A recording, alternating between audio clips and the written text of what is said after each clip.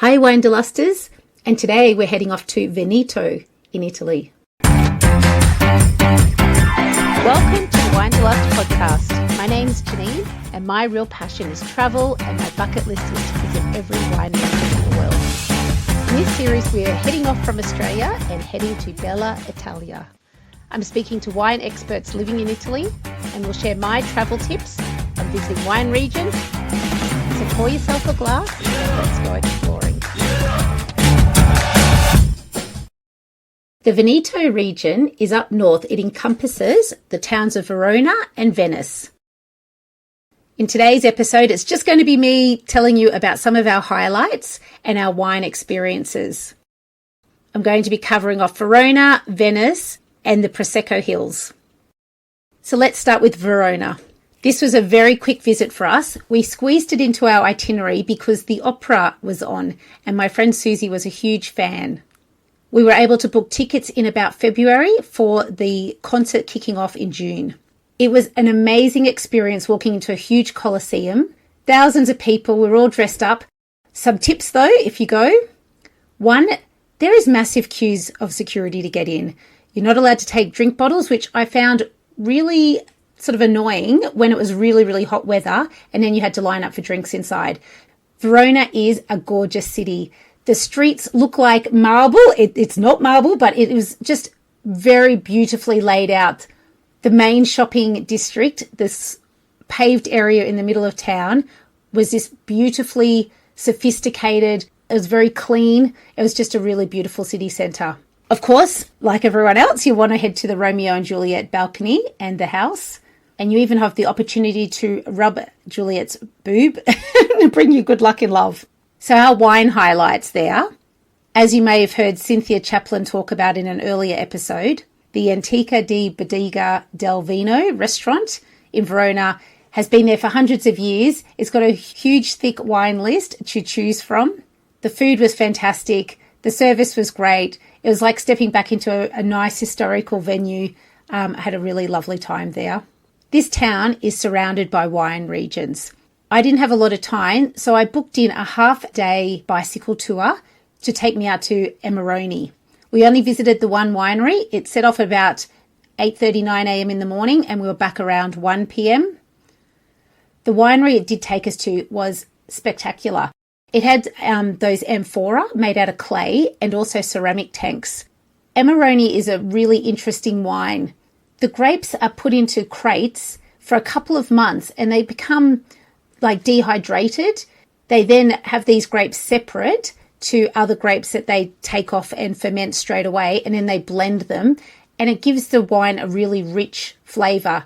And this is wine that can be aged for a really long time. In Australia, I do know of Freeman Vineyards that do a similar type of wine. He was inspired by Amarone. So it was really great to go out there, hear how they do it in the traditional way, and to try some of the wines while in Verona. So after Verona, we headed over to Venice. Venice is a fabulous city. It is so unique, being on all the canals, no cars. I spent 4 nights here because I really wanted to soak it all up. So many things to see. So here are 3 of my highlights that I did. 1, the Peggy Guggenheim Museum. I really enjoyed that. 2, I got the Vaporetto and I just cruised around. I'd heard a tip that you can sit up the back. There's about 4 seats that is under the roof, but not in the enclosed area. And if you can get one of those seats, then just sit there and do the whole circuit. It might take a couple of hours, but it's such a wonderful way to cruise around all the canals of the city, see the other boats. I really, really enjoyed that. And my 3rd one is visiting the Galleria rooftop terrace. It's near the Rialto Bridge. You must pre-book. You cannot turn up there and get in. The tickets only open 3 weeks in advance, so get on and book a 15-minute slot. We did this and it was fantastic. These are the highlight photos of my time in Venice.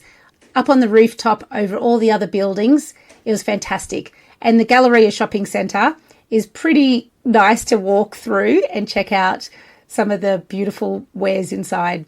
But onto the wine. Now, Venice might not be known for its wine, but there's 2 great things that we did there. One was a food tour. We did this great one with a lady that has lived in Venice her whole life. She took us to all the places that she had a connection with, I guess, like the first place that she had ice cream at when, as a little girl. She took us to great bars and got traditional types of food, and I really enjoyed that. While everyone goes to Murano and Burano, the Murano's the glass island and Burano's the fisherman island. If you get off at Burano and just walk across a little footbridge to the next island called Mazzorbo, there is actually a wine resort there. It's called Venice, and it has this fascinating story of a man who went for a wander around there, and there's a church, and he realised that there was vineyards in the church grounds there, and somehow he acquired the land and restored the vineyards. And some of the vines there are grape varieties only found on this island in the Venice Lagoon. It's a really beautiful spot. It's actually got accommodation as well as 2 restaurants, one quite exclusive restaurant. And we went to the Osteria, which is the sort of mid-range restaurant, I suppose. We had a beautiful lunch there. So we went out and visited some of the islands. There's also another island further on called Torcello, which has a very old basilica on it. So we had a wonderful morning visiting some of the islands and then had this wonderful lunch. It was a 3-course set menu, and each course they brought out different wines. Then we got to wander around the vineyards after. A really, really great experience to do. And remarkably, it wasn't very busy. And this is in the peak season of summer. While there was other people definitely in the restaurant, it was not as busy as many other places that we visited. We stayed in the area of Cannaregio, which was by fluke such a great decision because it was only a 7-minute walk to the train station and we didn't have to cross any bridges. And once you go to Venice and you have to lug your suitcase over those bridges, you'll understand how wonderful that is. We stayed near the Guglielmo Vaporetto stop, sort of opposite that, so we didn't have to cross the bridge to get there. But over near that Guglielmo Vaporetto stop is a great little bottle shop that sells wine by the tap, like wine on tap. So you can go in there and he has this massive hose and he will fill up a plastic bottle for you, and it will cost about €5. And the next day you can bring that plastic bottle back and it will get refilled again. And for the refill might only be €3. So that was a good little find in our local neighbourhood. While we were in Venice, we also did a day trip to the Prosecco Hills. There are several tours to choose from. I was originally looking at one on Viata, but as I had a few friends join me in Venice, we decided to do a private tour. We caught the train about an hour outside of town to a little village. Our guide met us there and she took us to 3 different boutique wineries. Now in Prosecco, it's quite interesting. There's the DOC and the DOCG areas. As Prosecco became more popular, the area expanded and now includes sort of the flatlands around the bottom of the hills. And that's the DOC area, this newer region. For the people that live in Prosecco, the wineries that we visited, they thought that they weren't as premium as the DOCG. So just keep an eye out for that and see what you like when you try your Prosecco next. The wineries we went to were fantastic. They were very small, family-run boutique wineries. We had the woman of the household meet with us each time, talk us through their range. The prices of Prosecco are so reasonable. I think they started from about €10 upwards. The thing I found very interesting was they discussed about how much the sugar levels were in the wines. And in Australia, that's not something that we talk about. We may talk about the alcohol level, but not so much the sugar level. So that was really interesting. I did find the wines beautiful and crisp, lots of little bubbles, really enjoyable. I'm a huge fan of Prosecco. And the region is stunning. When you think of rolling hills, it really was rolling hills of vineyards, and it was so lush and green.